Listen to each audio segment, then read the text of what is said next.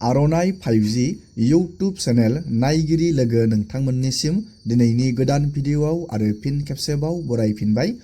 दिनैनि गोदान भिडिअ'आनो जाहैबाय सेन्ट्रेल गभर्नमेन्टनि पान 2.0 प्रजेक्टनि मोनसे बिग आपडेट लानानै फैबावदों। नोंथांमोननो आं पान कार्डखौ नोंथाङा बोरै आपडेट खालामनांगौ मबाइल फननि मददावनो आङो बेनि नोंथांमोननो आपडेट खोथाहरदोंमोन। बेयाव गोबां मानसिफोरानो पान कार्डखौ आपडेट बानायबाय जानो हागौ आरो खायसेनिया जायाखै। जायफोरा नोंथाङा बोरै बानायनो आरो नोंथाङा पान कार्डखौ बोरै नोंथाङा डाउनलड खालामनो बेफोरनि A to Z आपडेटखौ दिनैनि नैबे भिडिअनि गेजेरजों होगोन। नैबे पान कार्ड आपडेटखौ नोंथाङा मानि थाखाय खालामनांगौ बेखौ सेन्ट्रेल गभर्नमेन्टआ मोनसे गोदान बिग आपडेट फोसावदों दाख्लैबावैसो, जाहाथे नोंथांनि डिजिटेल लेनदेना इजि जायो आरो नोंथांनि बे पान कार्डआ सिकिउर जायो। बिथांमोना बे पान 2.0 प्रजेक्टआव गोदान फिचार बिथांमोना एड खालामनानै होगोन, लोगोसे QR क'डबो थागोन बे गोदान नोंथांनि पान कार्डआव। बेखायनो अल इन्डिया गासैबो बे जाय बिथांमोननाव पान कार्ड दं, पान कार्ड नोंथाङा गावबा गावनि पान कार्डखौ दा फ्रि अफ कस्ट नोंथाङा नैबेयाव नुदों 1 नाम्बाराव this facility is free of cost. दा फ्रि अफ कस्ट थाइसेबो नाङा जासे नोंथाङा पान कार्डखौ अनलाइन नोंथाङा मबाइल फनजोंनो आपडेट खालामनानै लानो हायो। पैन कार्ड हमारी जिंदगी का एक हिस्सा है जो मिडिल क्लासेस हो, छोटे बिजनेस हो, सभी के लिए एक बहुत इंपॉर्टेंट है। इसको हाईली अपग्रेड करके एक नए लेवल पे लाके पैन 2.0 अप्रूव हुआ है। एग्जिस्टिंग सिस्टम को पूरी तरह से अपग्रेड किया जाएगा। पूरा उसका जो डिजिटल बैकबोन है पीछे वो कंप्लीट नए तरीके से की जाएगी। और जो कॉमन बिजनेस आइडेंटिफायर की डिमांड बार बार इंडस्ट्री से आती थी, कॉमर्शियल वर्ल्ड से आती थी कि हमें अलग अलग बहुत सारे नंबर नहीं रखने चाहिए, एक नंबर अगर अवेलेबल हो तो अच्छा रहता है। तो ये कॉमन बिजनेस आइडेंटिफायर का मिशन, इसमें प्रयास किया जाएगा कि क्या इसको एक कॉमन बिजनेस आइडेंटिफायर बनाया जा सकता है। एक यूनिफाइड पोर्टल रहेगा, क्योंकि जो सॉफ्टवेयर अभी चल रहे हैं वो सॉफ्टवेयर करीब करीब 15 साल, 12 साल, 20 साल इनकी लाइफ हो चुकी है और एक नई सोच, एक डिजिटल इंडिया का एक नया रूप सामने आने की जरूरत है। इसके लिए पैन 2.0 आज अप्रूव किया गया। कंप्लीट पेपरलेस, कंप्लीट ऑनलाइन रहेगा और इसमें बहुत फोकस दिया जाएगा ग्रीवेंस रिड्रेसल सिस्टम पर भी। किस तरह से किसी की कोई तकलीफ हो कहीं पर, किसी भी छात्र, किसी भी यूजर को, तो उसको जल्दी से जल्दी सॉल्व कर सकते। दा नोंथाङा थाइसेबो होनाङा जासे पान कार्डखौ आपडेट खालामनानै लानो हागोन। आङो बे पान कार्डखौ आपडेट खालामनायनि सायाव मोनसे भिडिअ लाबखांबाय। दिनैबो आङो नैबे भिडिअनि जोहै नोंथांमोननो खोन्थाहरबावगोन। गोबां मानसिनिया जायाखै बुंदों। मानि थाखाय जायाखै, बोरै नोंथाङा पान कार्डखौ आपडेट खालामनो हागोन बेनिबो आं नोंथांमोननो आपडेट हरगोन। नोंथाङा पान कार्डखौ आपडेट खालामनो थाखाय गिबियावनो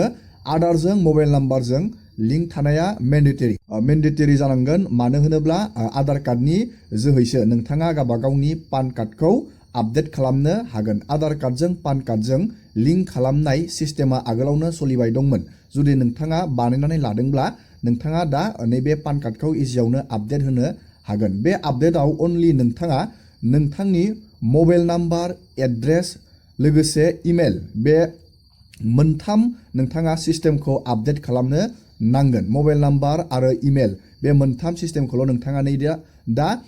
पान कार्ड आपडेट खालामनायाव नोंथाङा आपग्रेड खालामनानै लानांगोन। नोंथाङा बेखौ मानो आपग्रेड खालामना लानांगोन आङो भिडिअनि जोबनायथिं बुंगोन। लोगोसे नोंथाङा बे पान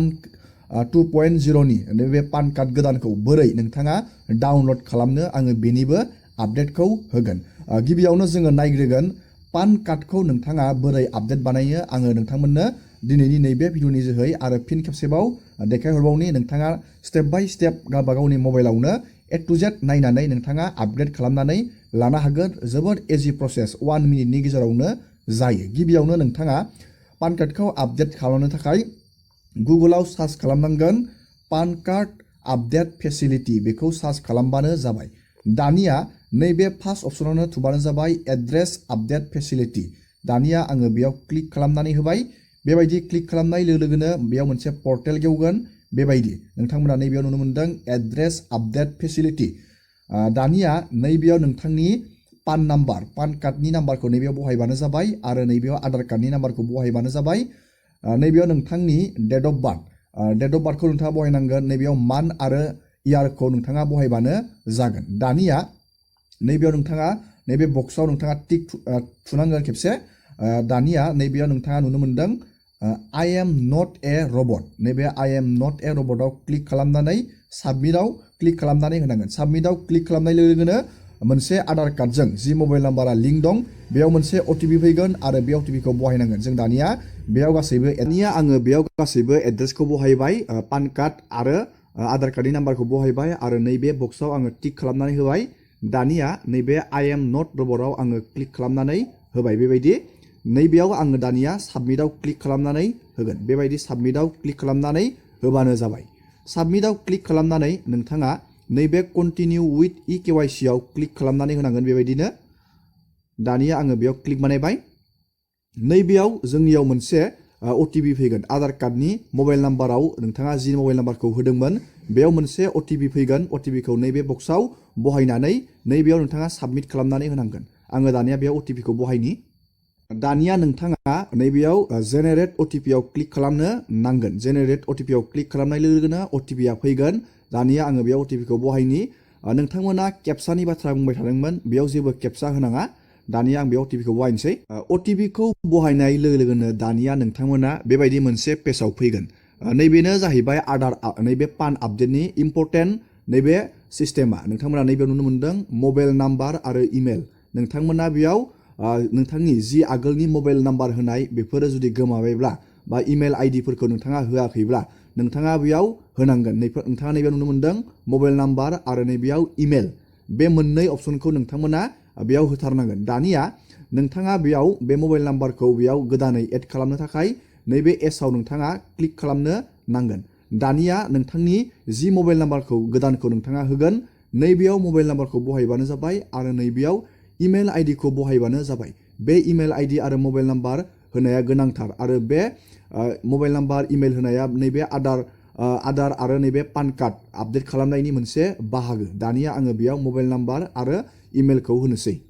दानिया आङो बेयाव आंनि बेयाव इमेल आइडि आरो मबाइल नाम्बारखौ बहायखांबाय आरो नैबे साबमिटआव क्लिक खालामनानै होगोन आङो दा आंनि पान कार्डखौनो आपग्रेड खालामबाय दं लाइभ दानिया आङो बेयाव नैबे साबमिटआव क्लिक खालामनानै होबाय बेबायदि क्लिक खालामना होनाय लोगो लोगोनो जोङो गोदान होनाय मबाइल नाम्बार आरो इमेल आइडियाव बेयाव मोननै अटिपि हरगोन नोंथाङा बे अटिपिखौ बेयाव बहायनांगोन नैबे अकेआव क्लिक खालामनानै नैबेयाव नुनो मोनदों इन्टार मबाइल अटिपि मबाइलाव फैनाय अटिपिखौ नैबे बक्सआव बहायनांगोन आरो इन्टार इमेल अटिपि इमेलाव थांनाय अटिपिखौ नैबे बक्सआव बहायनानै नैबेयाव भेलिडआव क्लिक खालामनानै होनांगोन आङो दानिया बे प्रसेसखौ बानायनि दानिया आङो बेयाव अटिपिखौ बहायबाय आरो नैबे भेलिडआव क्लिक खालामनानै होबाय नैबेयाव नोंथाङा अकेआव क्लिक खालामनानै होनांगोन दानिया नोंथाङा बेयाव नोंथांनि मबाइल नाम्बारखौ आरो इमेल आइडिखौ बहायनानै नोंथाङा साबमिटआव क्लिक खालामनाय लोगो लोगोनो नैबेयाव एड्रेस as per आदारनि बेयाव एड्रेसा श' जागोन नोंथाङा बेखौ बोखोनानै नैबेयाव नोंथाङा भेरिफाइआव क्लिक खालामनानै होनांगोन नैबे आदारनि एड्रेसावनो गोदान नोंथांनि बे पान कार्ड आपग्रेड जानाया बियो फैगोन नोंथाङा दानिया नैबे भेरिफाइआव क्लिक खालामबानो जाबाय दानिया आङो बे भेरिफाइआव क्लिक बानायबाय दानिया भेरिफाइआ जोंनिया साक्सेसफुली बेयाव आपडेट जाबाय बेयाव नोंथांमोना बिदि नुदों रिक्वेस्ट फर एड्रेस आपडेट दानिया नोंथाङा बेयाव एक्न'लेजमेन्ट नोंथाङा फर्मखौ डाउनलड खालामनो हागोन नैबेयाव जेनेरेट एन्ड सेभ प्रिन्ट बेयाव क्लिक खालामना होनाय लोगो लोगोनो नोंथाङा बेयाव फर्म नुनो मोनगोन दानिया नोंथाङा बेयाव थुनाय लोगो लोगोनो बेबायदि नोंथाङा पान कार्ड आपडेट बानायनायनि एक्न'लेजमेन्ट फर्मखौ बेबायदि नोंथाङा नुनो मोनगोन नोंथाङा बे पान कार्डखौ दा आपग्रेड बानायबाय बेयाव नोंथांनि नैबे इमेल आइडि आरो मबाइल नाम्बार होनायाव जेब्ला गभर्नमेन्टआ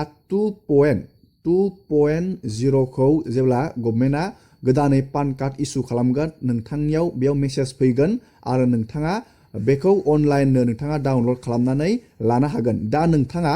बेखौ डाउनलड खालामनानै लानो हाथ'वा नोंथांनि पान कार्ड आपडेट जानायखौ दा बेनि फेसिलिटिया गैथ'वा दा जास्ट नोंथाङा बेयाव नोंथांनि मबाइल नाम्बार आरो इमेल आइडि आरो आधारजों सरजाबनानै नोंथाङा बेबायदि आपडेटल' खालामनानै लाग्रोनांगौ दा दिनैनि भिडिअखौ आङो बेखिनियावनो फोजोबबाय नोंथांमोना भिडिअखौ नायनानै मोजां मोनदोंबा लाइक खालामबानो जाबाय चेनेलाव गोदानबा चेनेलखौ साबस्क्राइब खालामबानो जाबाय एसेनोसै दिनैनि भिडिअआ